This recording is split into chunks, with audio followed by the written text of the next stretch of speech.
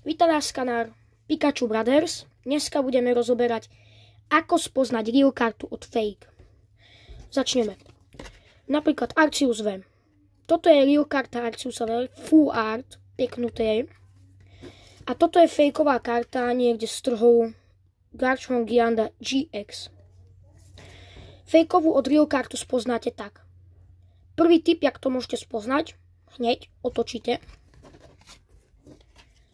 A proste tie okraje, tieto sú, vidíte, že tieto sú viac tmavšie a tieto sú také svetlejšie. To znamená, že proste je fejková tá napravo karta, čo je svetlejšie. A porovnajte si to a zistíte. Aj tento tu nadpis je taký viac viditeľný, jak tento je viac taký tmavší, toto je svetlejšie. A Pokéball je proste ten istý.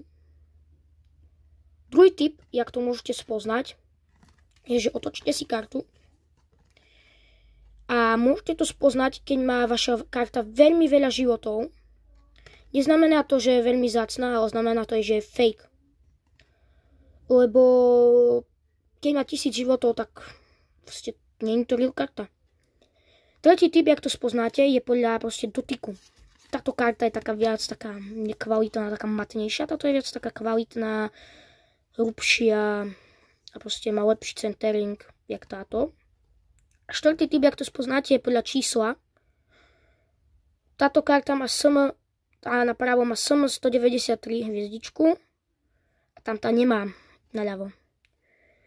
Je to staršia karta, táto tu GX-a, v roku 2019, fejková, ale nemá žiadnu hodnotu. Tento Arceus má približne hodnotu 16 €, nejak tak. A to je všetko. Nezabudnite nechať odber, like a vidíme sa pri ďalších hodnoteniach kartičiek. Čau.